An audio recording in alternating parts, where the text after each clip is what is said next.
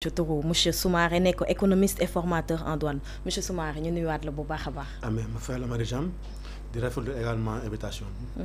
ñu la waxtaanee li nga xam ne moo soxal réew mi ñu gis ne yow économiste ca jamono ji ñoo ngi ci li nga xam ne moo di crise économique bu métti métti nga yaakaar ni yan tant que jéego la ñu war a mën a teg pour nga xam ne problème bii ñuy jànkuwanteel ni mun ciy génn. alors le Sénégal moom yàgg nañu ci crise mais là c'est pire. Non c'est pire. C'est vrai que depuis les plans d'ajustement structurel en 1980 boobu ba léegi ñu ngi ci crise donc plan d'ajustement structurel dem na ba 80 ba 90 donc bu mu jeexee après en 2000 bu Wade ñëwee fekk na affaire yi jeex na donc moom il est arrivé il a eu des au lieu moom mu réglé tam affaire yi moom il est resté sur le néolibéralisme. Parce que plan d'ajustement structurel bi c'était des politiques néolibérales.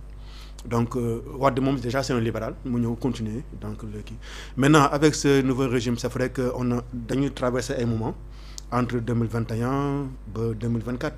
Vraiment situation économique bi métti trop alors là également ça nous a entraîné beneen crise te même avant cela amoon nañu la Covid-19. La Covid-19 lu ñu profité aussi. Parce que man boobu j'avais alerté. Premier article mos njëkk a bind si boobu je l'avais intitulé un nouveau ordre économique pour un nouveau ordre national. Le lendemain le président Macky Sall bind beneen article tuddee ko un nouvel ordre mondial ba Sonko naan ko yow bala ngay wax mondial doo wax national d'abord donc c'était des opportunités parce que moi je considère boo nekk ci crise opportunité la pour nga jóg doo daw quand tu vois un danger la meilleure façon de te défendre mooy nga attaquer amul laqatu donc aujourd'hui nous sommes en crise et il y a des solutions il y a toujours des opportunités. Moi je dis que le Sénégal c'est un pays qui est béni. Ok am nañu ay nit par exemple yu xarañ yu intelligent mën nañu joxe ay solution pour vite fait ñu dépasser crise boobu dem vers le développement. D'accord ñu bëri jàpp nañ sax ci solution yooyu am suñu propre monnaie bokk na ci pour ñu mën a génn ci crise économique bi ñu nekk. Effectivement mais nag actuellement moom pour nga am sa propre monnaie ça difficile parce que déjà quand on parle de taux d'endettement dem na ba 120%. boo nee da ngay créer sa propre monnaie gars yi na la donc feeñu lu ñu amel et là moom c'est la faillite. Donc actuellement il faut d'abord qu'on sorte de l'eau balaa ñuy wax ay monnaie locale wala et cetera. mais quand même loolu moom c'est primordial yow boo nekkee état souverain te amoo monnaie tu n'es pas souverain. loolu moom mooy njëkk mais actuellement comme nous sommes dans ces difficultés là il faut d'abord qu'on sorte de l'eau maintenant situation yi ñu confronter ñu am taux d'endettement ñu war a fay suñu ay bor naka la ñuy def pour mun a fay suñu ay bor yan solution ngay teg pour mun a gérer loolu noonu actuellement foofu nga war a focus boo réglé loolu ba pare maintenant nag ñu xool mais dès à présent. On peut quand même mettre des comités qui vont réfléchir pour que bés bu ñu génnee on attaque. On met en place une création monétaire etc. Actuellement on parle de cherté de la vie nga yaakaar ne yan ponk wala lan moo tax taux bi élevé à ce point ba famille yu bëri instant di jànkonteel ay tolof. Effectivement cherté de la vie dafa am parce que tout simplement l'État s'est désengagé parce que État waroo désengagé wu yow xam nga c'est comme par exemple boo jël le port de Dakar ak le port autonome de Dakar xam nga port de Dakar moom mooy l'environnement mais port autonome Dakar mooy société bi gère environnement boobu boo gérer l'État boo xoolee État ak nation. L'État c'est la société maintenant qui gère la nation. Pour ñu nekk dans le confort loolu moo tax ñu teg fi État ñëw amoo droit ne da ngay désengagé wu.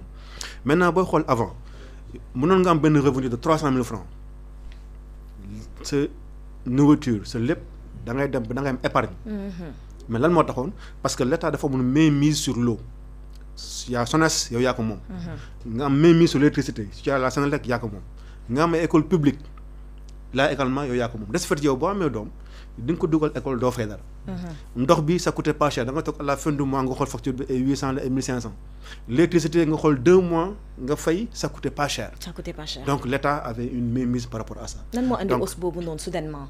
Non c'est parce que comme noonu la wax l'État s'est désengagé État dañ ko doon yóbbu tribunal. Ah waaw defal ko haute trahison parce que ñoom leur rôle c'est le confort de la population yow waruloo amuloo droit même bu ñu la waxee yow lii yow yaa ko moom jaay ko say actif la yow da nga war a bañ ne lii donc ça va à l'envers de la population. Moo tax moi je dis que l'État doit revenir nekkaat nit comme on peut le dire yow say li nga moom nga téye ko maanaam mais c'est ça yow par exemple SONES ndox bi ñoom bu ñu ñëwee waroon nañu ko wàññi bu yàgg. Mais parce que quand on parle de valorisation du pouvoir d'achat il ne s'agit pas d'augmenter ay salaires. Mais yow par exemple population li ñu soxla par exemple ndox bi soo ko wàññee yow électricité bi woyofal nga def ay clim mais ça coûte extrêmement cher. loolu soo ko wàññee sa woyofal bi ñoo ngi dégg xasamaa li nga xam ne dafa commencé. Non mais c'est ça man je me disais que régime bi bu ñëwee première chose à faire c'est baisser le coût de l'énergie mais ba léegi mais ñoom sax ñoom bu ñu toogee sax loolu la ñu waxoon ñu ne lépp loo xamante soxal na réew mi maanaam dund beeg yooyu location yi dañ koy wàññi. oui Birame Souleye il est sorti il a fait combien d'annonces naa baissé ba léegi baissé wu Sonko aussi même chose nee na on va baisser mais ba léegi baissé wuñu alors que xam nañ lu xew Senelec il y a des gens qui sont là-bas comme ay sanctions yu agrippés. mais Sonko jiitewu fi ki nga xam ne moo di président Macky Sall laata mu fi jóge ci réew mi lan la fi waxoon location bi dinañ koy wàññi est-ce que amoon na suivi. en fait amuloon benn suivi ñoom ils n'avaient pas de volonté politique. voilà mais moi je crois que ces gens-là ils sont sérieux comme le dit souvent le président Diomaye pour un Sénégal juste. C'est quelqu'un de juste. man boo sérieux tu es franc. non moi j'ai pas de souci mais souvent yow di nga afficher ne madame lii la ñuy def parce que boo xool les libéraux ils nous ont habitués à ça. dañuy clignoter à droite jadd à gauche ñoom lu lay wax ak li ñuy def ça fait deux. mais fekkante ne am nga nga xam ne lu mu lay wax lu lay def non là tu peux être confiant. de ce fait c'est vrai pour valoriser donc le pouvoir d'achat ci levier yooyu la ñu war a attaquer. par exemple tu as parlé tout à l'heure de logement. La location ça coûte cher on le sait. Exactement. boobu ba léegi on n'arrive pas à baisser. loolu tamit état bu ko jëlee moi j'avais dit que on devrait créer benn guichet unique bi soo ko créer ça permet tout képp ki nga xam ne locataire nga foofu ngay fay képp ki nga xam ne propriétaire nga foofu la lay fayee mais état bi tamit dina jël ces taxes foofu noonu. loolu guichet unique aujourd'hui on parle de digitalisation mais il faut digitaliser ce secteur là. boo ko digitaliser mais effectivement boo ko digitaliser l'état aura un contrôle par rapport à ça et là di nga mën a baisser noonu ngay def pour valoriser pour que cherté de la vie nga mën ko éliminer. mais aussi l'autre chose le ministre du commerce et de l'industrie mooy Serigne Gueye Diop. il avait parlé de l'implantation de sociétés nationales de distribution. mais loolu aussi il en a parlé mais ba léegi on ne voit pas d'application. or loolu boo ko defee également non les prix des denrées vont coûter beaucoup moins cher pourquoi parce que xam nga yow état boo créé sa Sonadis. yow le foncier yow yaa ko moom yow fay location. yow fekk yow nga téye sa SONES. ndox bi ça coûte pas cher yow yaa moom sa électricité ça coûte pas cher mais les produits vont coûter beaucoup moins cher. et là tu vas alléger la vie de la population. donc y a des leviers nga xam te ni yow soxlawul nga naan damay yokk ay salaire soxlawul yow baissel levier yooyu rek suñu école publique yi ñu valoriser ko. parce que soo xoolee crise économique bi dafa impacter secteur yëpp muy santé bi éducation bi fépp la laal. mais parce que état bi nag loolu nag liggéeyu état la parce que ñoom dañ leen fi teg pour que ñoom ñu teg la affaire yooyu. mais le plus souvent ñoom dañuy bëgg na non c'est pas à nous de faire c'est au secteur privé.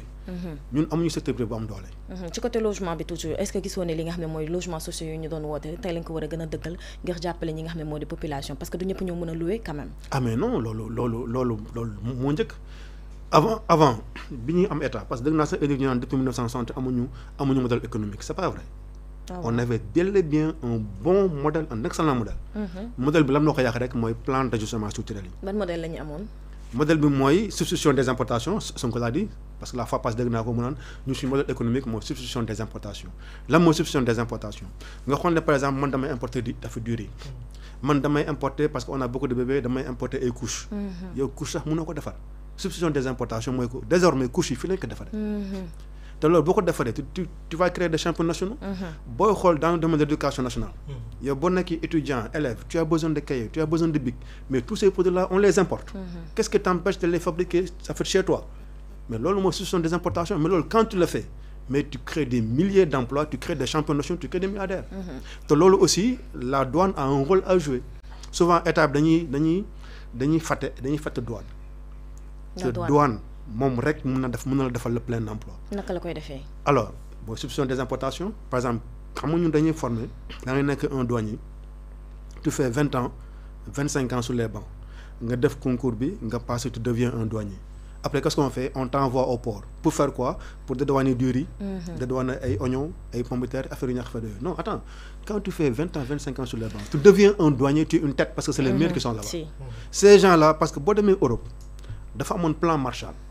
mais le plan Marshall c'était un plan douanier et qui a développé l'Europe donc ici les douaniers peuvent te mettre des plans yoo xam te ni ça te permet de substituer les importations de créer des milliardaires parce que nous avons les régimes économiques douaniers yi nga xam ne avec ces régimes mën naa la citer sax benn régime mooy ce qu'on appelle le régime de l'entrepôt industriel moo lay permettre nga jël sa matière première tu transformes ça en produit fini et là xoolal la valeur ajoutée qu'il y a xoolal l'emploi que tu peux créer.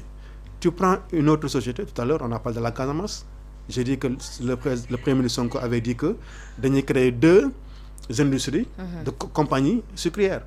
Mais tu prends la compagnie sucrière sénégalaise, yow par exemple da ngay defar suukar tu as des employés ok alors le gars on te dit que il n'est pas seulement milliardaire mais il est actionnaire dans des banques c'est-à-dire qu'il possède des banques te loolu c'est possible chez nous ça veut dire que quoi yow boo créer tes compagnies sucrières ok ça te permet déjà de créer des milliardaires de créer également beaucoup d'emplois parce que dama doon dégg benn histoire benn sëriñ mu naan ne que en fait boo nekkee pauvre yi ñooy mujj a dugg aljana ñoom dañuy xaar riche ñoo ñu ko dugg d'abord ça veut dire que même chez nous quand tu es pauvre soo bëggee voyager on te demande le visa mais quand tu es riche on te demande pas le visa donc nous on doit se battre parce que nous avons tout ici chez nous nous avons des gens qui sont intelligents on connaît quel secteur yan la ñuy activer man par exemple j'ai travaillé avec des Libanais je peux dire beaucoup de milliardaires da nga gis benn waaye ñëw sol shortam gare scooter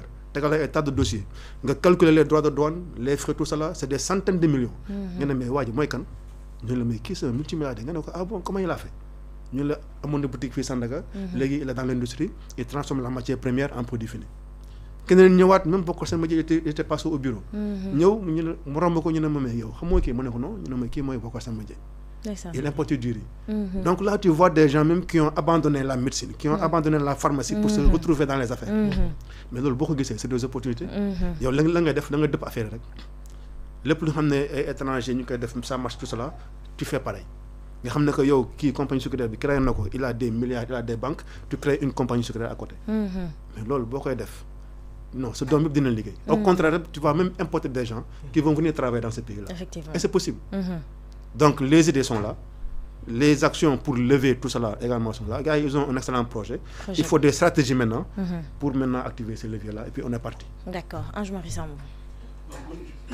C'est une question que je voudrais lui poser, c'est par rapport à li nga xamante ne moo di les levées de fonds yu gouvernement bi di def mais après tout ñu ngi gis ne c'est pas def nañu 3 ou 4 fois li nga xam ne moo di levée de fonds mais ba léegi sentiruñu ko ci li nga xamante moo di le panier de la ménagère loolu lan nga jàpp ne xëy na loolu moo tax ba léegi nii xaalis bi ñuy leb ba léegi askan wi sentiruñu ne xaalis boobu ñu koy dugal ci bon xam nga nag gars yi nag dañu am déficit budgétaire mooy boo ko amee mooy maanaam sa dépense yi moo gën a bëri par exemple ses recettes et que là il faut combler actuellement ñoom dañu def ko ay ajustement mais gis nga boo bëggee yow li ngay def mu am répercussion sur la santé de la ménagère sur le panier de la ménagère mais il faut nga def ay endettement massif mais ay tokk endettement ay tokk levée de fonds non loolu ça ne règle pas grand chose maintenant ñoom bu ñu bëggee par exemple j'ai vu que le premier ministre mu ngi bëgg a def benn plan de redressement ok et pour cela j'ai vu quand même moom il prévoit ay 5 000 milliards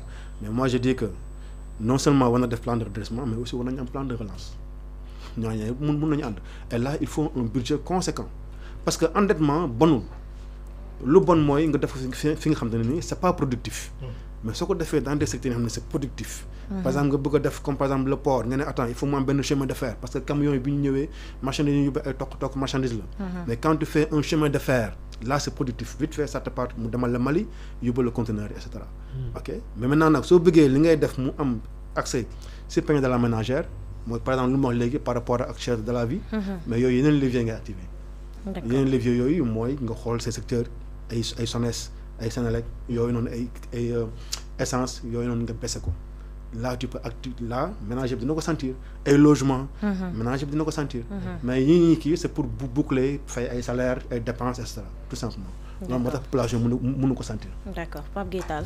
waaw man Marie benn question rek laa amoon doon ko poser monsieur Soumaré mu concerné li nga xam ne moo di balance commerciale bu Sénégal en tant que économiste nag yan stratégie la ñu war a mun a teg pour ñu jóge ci li nga xam ne moo di déficit bi nga xam ne depuis plus de presque 20 ans ñu ngi dégg que ne balance commerciale bu Sénégal est déficitaire naka la ñu mun a jóge ci déficit boobu pour mun a dem ci li nga xam ne moo di excédent bi.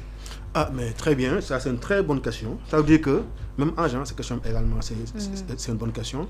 Ça veut dire que balance commerciale déficitaire est depuis très longtemps. Boo dégg ñu wax balance commerciale déficitaire maanaam que yow li ngay importer moo ëpp li ngay exporter. Et là ça pose problème. Aujourd'hui par exemple gis nga boo defee endettement surtout endettement en monnaie étrangère mais boobu c'est en fait c'est fou quoi parce que par exemple l'américain bu la abalee $100,000 yow même boo amee $100,000 en francs CFA.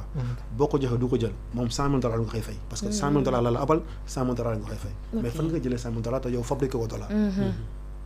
loolu pour loolu il faut que nga mun di exporter. boo exporter ñu fay la en dollar nga jël $100,000 nga fay ko. tu as vu de ce fait maintenant pour que nga yow nga mun a am une balance commerciale qui est équilibrée d'abord. ensuite excédentaire. il faut que yow say exportation ëpp say importation. et pour cela da ngay xool yow yan ressources nga mun a exporter. et loolu noonu boo xoolee la pêche ça règle le problème. ñun li ñuy def fii si pêche bi mooy que c'est des étrangers la plupart ñoom ñooy ñëw di napp du yóbbu suñu ay jën. alors que ñu ñëw doon napp jaay leen. et là tu combles maintenant le déficit. loolu moo taxoon en fait avec le régime socialiste ils avaient accordé des licences de pêche. ok le régime également les libéraux également ñoom aussi ils ont accordé des licences de pêche. mais normalement moi ce que je dis mooy que état moo jënd ay bateaux de pêche.